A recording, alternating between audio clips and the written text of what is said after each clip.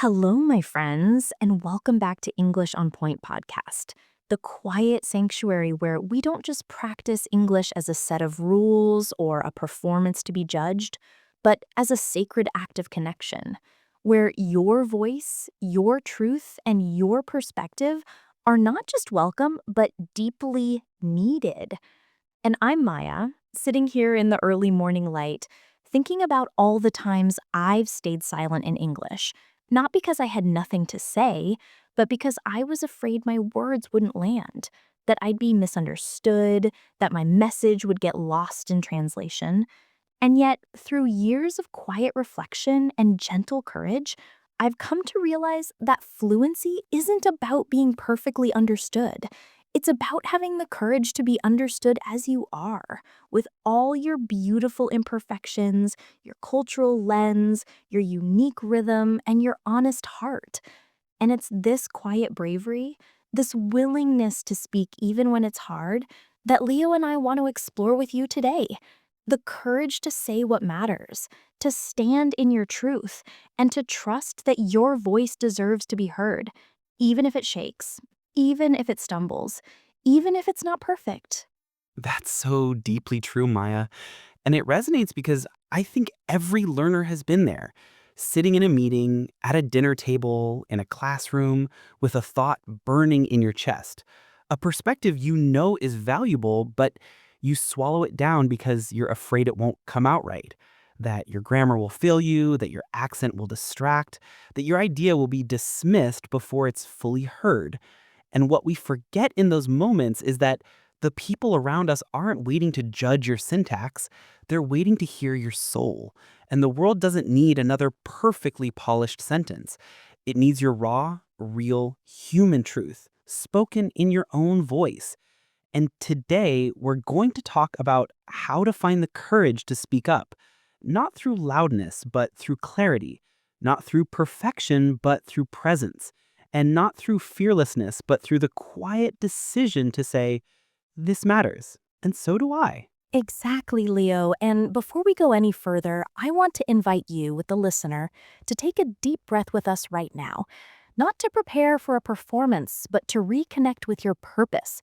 Why do you learn English? Is it to share your ideas at work, to advocate for your family, to tell your story to the world? Whatever it is, that reason is your anchor, and it's stronger than your fear. And as we speak today, I hope you'll hear not just strategies, but a quiet permission. A permission to stop editing yourself before you even begin, to stop shrinking your message to fit someone else's expectations, and to start speaking from the place of knowing that your voice is not just allowed, it's essential. So let's begin by naming the invisible barriers so many of us face, the belief that we must be understood immediately and completely on the first try, as if real communication were a flawless transmission of data rather than a shared, messy human dance of listening, clarifying, and connecting.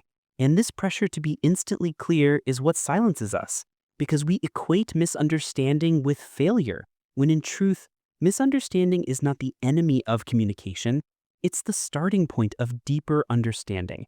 And the most fluent speakers aren't those who never get misunderstood, they're those who know how to gently guide the conversation back to clarity with phrases like, let me try that again, or what I meant was, or simply, I want to make sure I'm being clear. Can I rephrase that?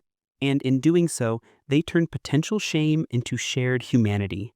And this shift from I must be perfectly understood to I will keep trying until we understand each other is where real communication begins.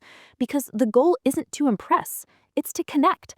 And connection doesn't require perfect grammar, it requires patience, humility, and the courage to say, this is important to me, and I'm willing to work to share it well. Let me tell you about a woman named Elena who works as a researcher in Berlin. And for years, she stayed quiet in international conferences, even when she had groundbreaking insights to share, because she was terrified that her Russian accent would make her seem less credible. Until one day, she decided to prepare just one clear sentence for the Q&A. My data suggests a different conclusion. Can I explain why? And when she spoke, her voice was calm, her eye contact steady, and her idea so compelling that the room fell silent.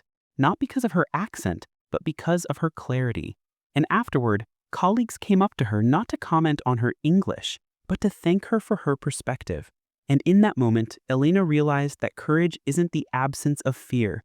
It's the decision that your message matters more than your fear.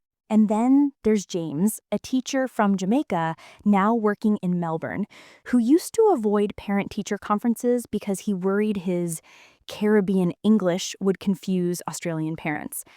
But then he started opening with, "I speak with a Jamaican rhythm. Please ask me to repeat if anything isn't clear." And instead of judgment, he received gratitude because his honesty built trust, and his parents didn't just understand his words, they felt seen by his warmth. And that's the secret. When you lead with authenticity, people lean in, not away. And this is the truth no one tells you. Your accent is not a barrier to understanding. It's a bridge to connection, because when you speak with your natural rhythm, you're not just sharing information, you're sharing your story, your culture, your journey. And in a world that often values sameness, your difference is your gift. So how do you actually build this courage? How do you move from silence to speech with clarity and calm? It starts with preparation. Not memorizing perfect lines, but crafting clear anchors, one sentence that captures your core message so that even if you stumble in the details, your main point remains strong. And then it's about practicing not just the words, but the posture, sitting tall, breathing deep, speaking from your chest rather than your throat, because your body language says as much as your words. And when you occupy space with quiet confidence, people listen differently. And it's also about releasing the need to control the outcome. Who likes your idea, who disagrees, who misunderstands. Because your only job is to speak your truth clearly and kindly. The rest is not yours to carry. And when you let go of that burden, you free yourself to speak not from fear, but from freedom. But perhaps the most powerful shift is internal. Changing the story you tell yourself from, "if I speak, I might be misunderstood," to, "if I don't speak, the world misses something only I can offer." And this isn't just optimism, it's responsibility. Because your perspective, your experience, your wisdom, these are not just for you, they're for the collective. And when you withhold your voice, you don't just silence yourself, you silence the world's chance to grow from what you have to share. So, as we come to the close of our time together today, I want to leave you with this. You were not given a voice to hide it. You were given a voice to use it, to speak up in meetings, to share your story in conversations, to advocate for what matters, to comfort those who are hurting, to challenge what's unjust, and to add your unique note to the symphony of human connection. And the world needs your voice, not the perfect version, but the real one. So take a breath, my friend, and know that every time you choose to speak, you're not just practicing English, you're practicing courage. And every time you share your truth, you're not just using words, you're building a world where more voices are welcome. If this resonated with you, we'd be honored if you'd share it with someone who's holding back their voice. And if you'd like to keep walking this path with us, hit subscribe so you never miss an episode. And in the comments below, tell us, one thing I've been afraid to say in English is blank. Thank you for listening with your whole heart today. You are more than enough. Keep speaking. Keep connecting. Keep being understood.